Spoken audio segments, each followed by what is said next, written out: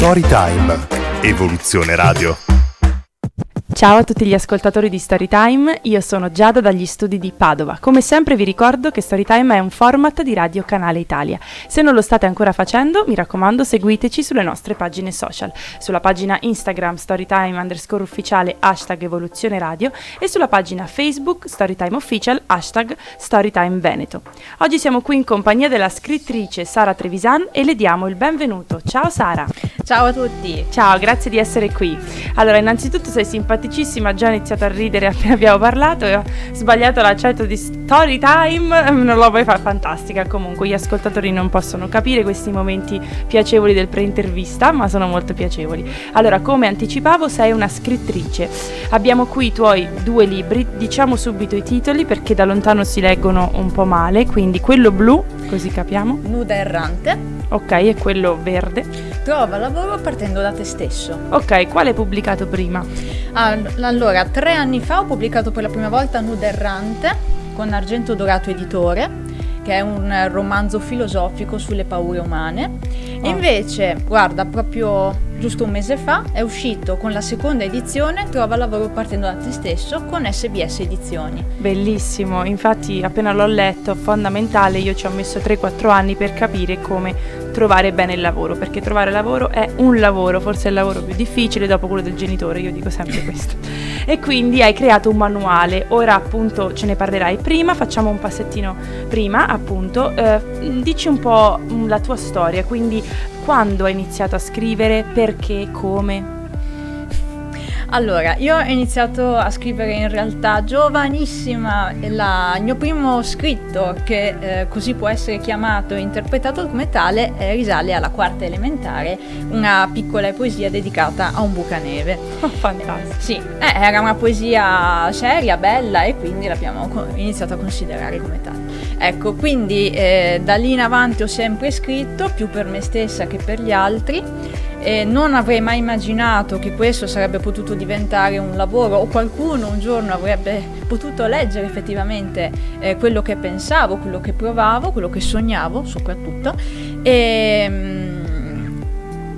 siamo arrivati in realtà poi ai 20 anni, quando con un sacco di scritti a mia disposizione ho deciso di metterli tutti insieme o di cominciare a farlo all'interno di una cornice narrativa.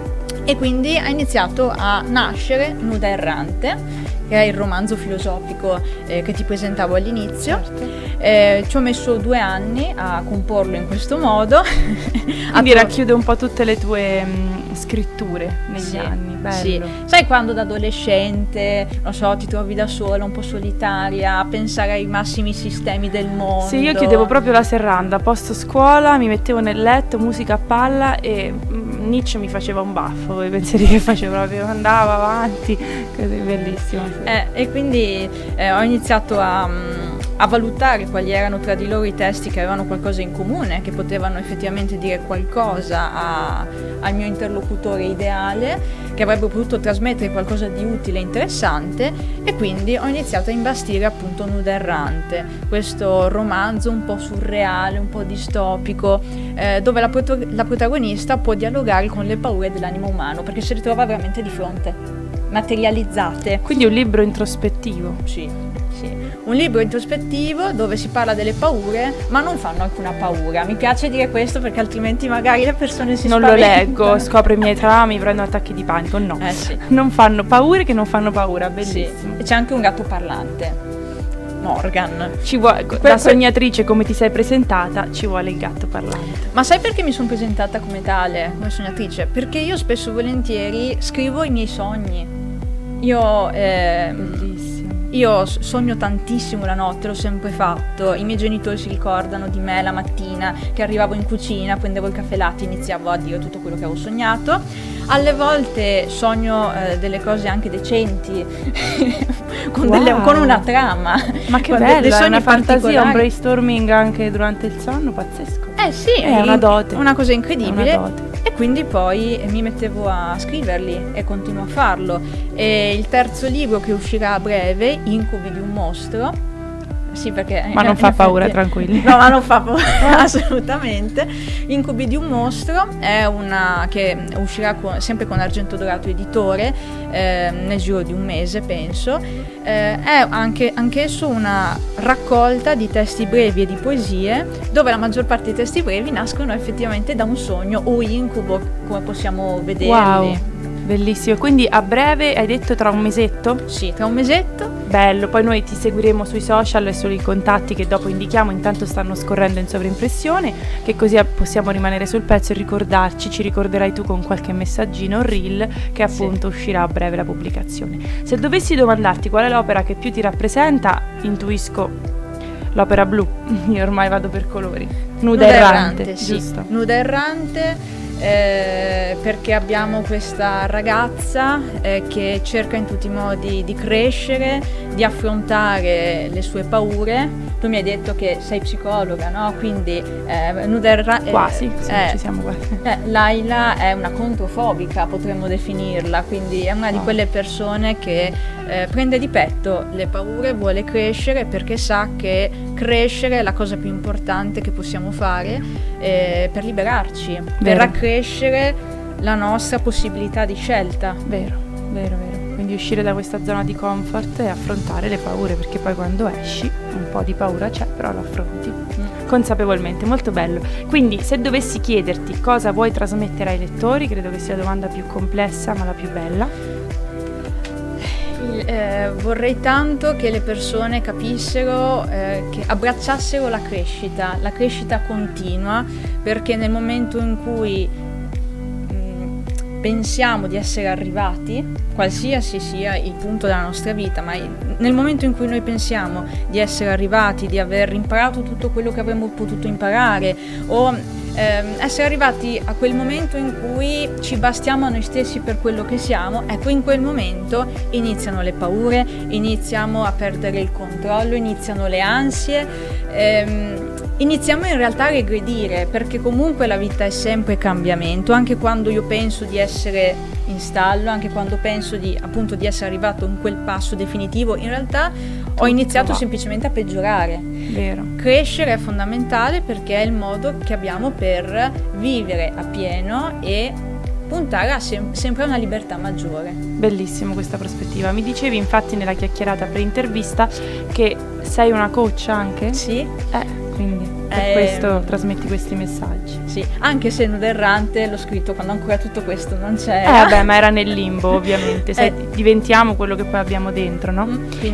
Quindi sono una lifestyle coach, metodo Ongaro, e anche una business coach. Ecco, importante. Infatti, a proposito di questo, volevo proprio dare un focus, prima di concludere, all'altro libro che si ricollega al ruolo da business coach, direi. Quindi in quest'altro libro, questo manuale più che altro, cosa proponi, offri?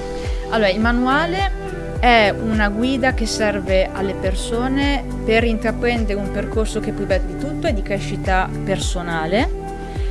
Una volta che io so chi sono, quali sono i miei talenti, qual è il mio senso di scopo, dove voglio arrivare, quali sono i miei obiettivi, a quel punto posso anche capire qual è la strada che posso compiere per arrivare a quegli obiettivi, quindi pensare proprio la strategia passo dopo passo in maniera concreta come arrivarci, e quindi poi anche capire quali sono gli strumenti che io posso utilizzare per immettermi nel mercato del lavoro, nel mondo del lavoro in maniera efficace, perché spesso e volentieri le persone partono dalla fine, si domandano non lo so, come faccio il curriculum, come faccio le lettere di presentazione, come supero un colloquio, quando manca tutta la parte precedente, la parte di consapevolezza di sé. Lo capisco, io ho perso 3 anni perché appunto avevo dimenticato quella parte di consapevolezza. Dicevo, vabbè, intanto faccio il curriculum, intanto mi propongo, e poi era tutto un vortice, cioè avevo messo più roba in questa minestra e non si capiva cos'era, e alla fine ti ritrovi che perdi il controllo e perdi tempo.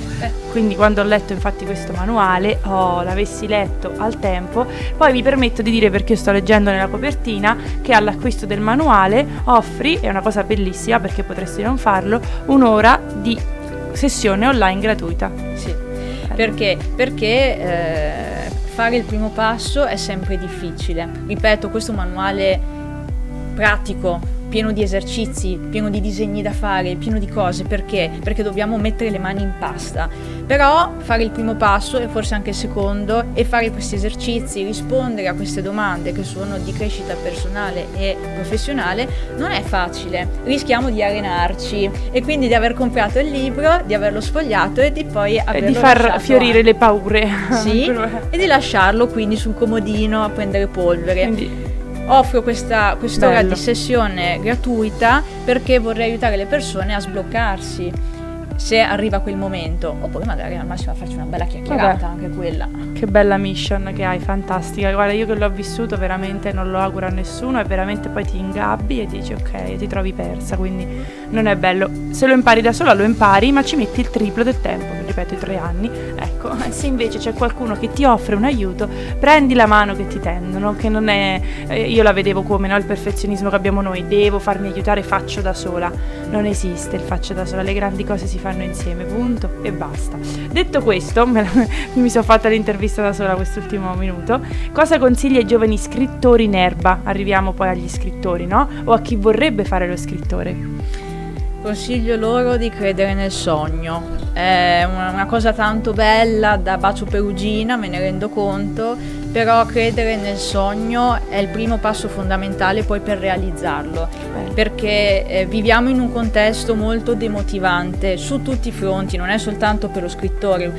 Qualsiasi professione, qualsiasi cosa che esca un po' dall'ordinario viene visto come quella cosa che da relegare un po' nel cassetto. E le persone ci si ammalano anche gravemente per questa cosa, quindi hai proprio ragione. Sì, quindi prima di tutto dobbiamo veramente crederci. Crederci non significa ritenerlo facile, evidentemente come tutti i percorsi bisognerà, come posso dire, fare molta fatica per arrivare all'obiettivo, ci vorrà tempo, ci vorranno risorse, ci vorranno anche gli alleati giusti, però questo non vuol dire che non sia un percorso da fare, anzi.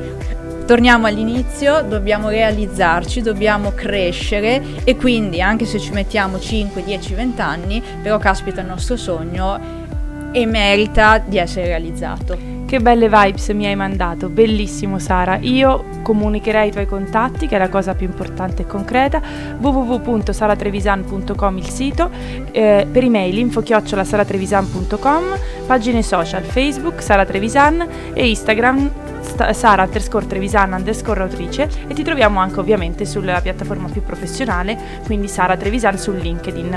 Quindi per chi voglia contattarti per avere comunicazioni, informazioni sul libro, capire dove acquistarlo e anche usufruire di questa sessione gratuita che secondo me è oro, può contattarti tramite tutti i contatti. Ovviamente più diretto è l'email che ripetiamo info@saratrevisan.com. Io ti ringrazio di essere stata qui Sara, ti faccio un grande in bocca al lupo, come dico alle persone che hanno le mission simili alla tua, se va bene a te va bene a tanti altri, quindi doppio in bocca al lupo.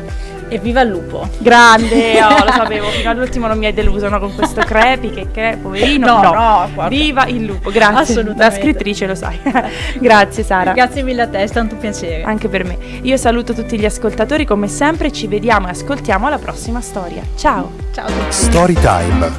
Evoluzione Radio.